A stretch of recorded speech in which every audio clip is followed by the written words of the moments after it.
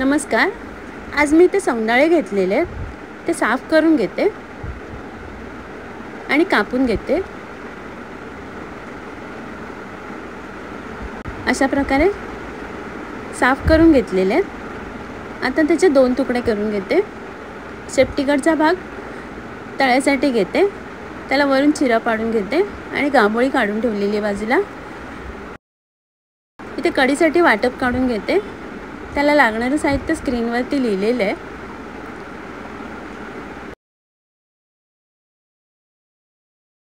आता ग्राइंडरमधनं बारीक वाटून घेते.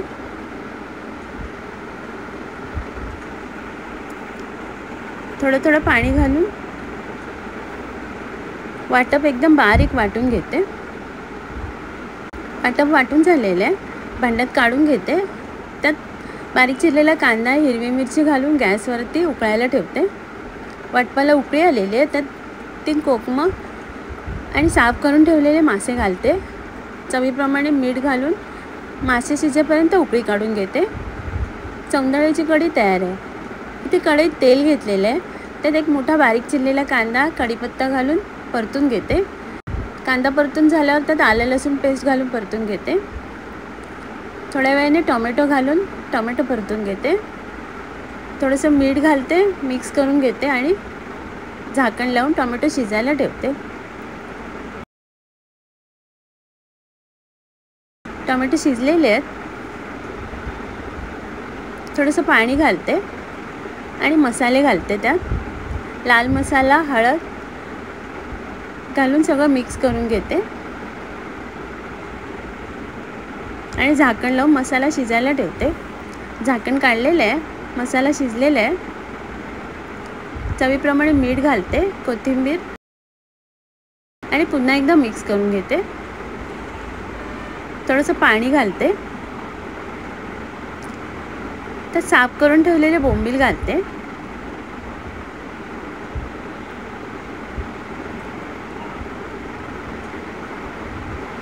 दोन 3 मिनटं झाकण लावून शिजून घेते.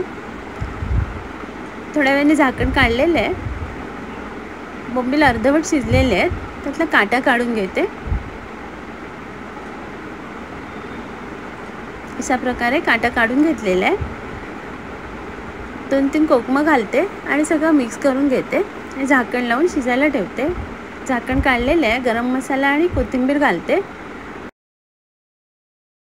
आणि पाणी आटेपर्यंत शिजून घेते. बोंबीलची बुर्जी तयार आहे. इथे कढईमध्ये तेल घेतलेलं आहे. त्यात बारीक चिरलेला कांदा आणि हिरवी मिरची घालते. हिरवी मिरची परतून झाल्यावर साफ करून ठेवलेली कोलंबी परतून घेते.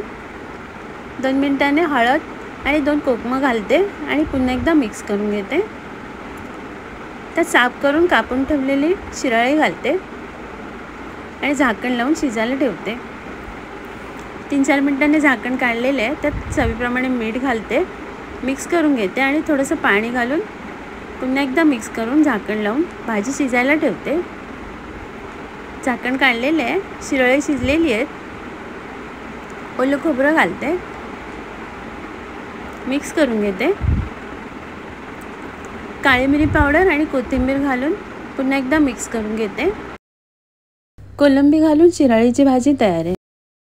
इथे सौंदाळे तळ्यासाठी काढून घेतलेले आहेत. त्यात लाल मिरची पावडर, हळद, चवीप्रमाणे मीठ आणि कोकम आगळ थोडंसं पाणी घालून पेस्ट करून घेते आणि माशांना लावून घेते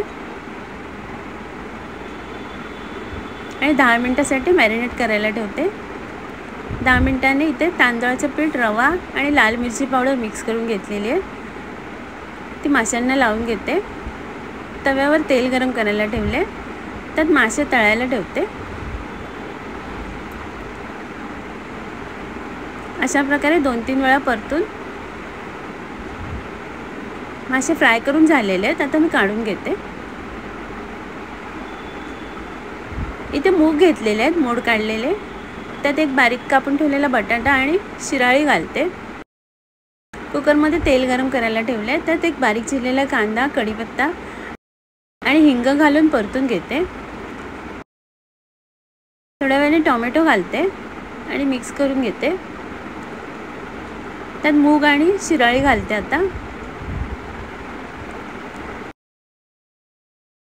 परतून झाल्यावर लाल मसाला, हळद, चवीप्रमाणे मीठ, ओलं खोबरं, कोथिंबीर घालून पुन्हा एकदा 2 मिनटं सगळं मिक्स करून घेते आणि थोडंसं पाणी घालून झाकण लावून 2 शिट्ट्या काढून घेते. 2 शिट्ट्या काढून झालेल्या आहे. कुकर थंड झालेलं आहे. आता झाकण काढून घेते. बटाटा शिजलेला आहे. मोड आलेल्या मुगाची भाजी तयार आहे. आता मी सर्व करते. आजचा व्हिडिओ पाहिल्याबद्दल खूप खूप धन्यवाद.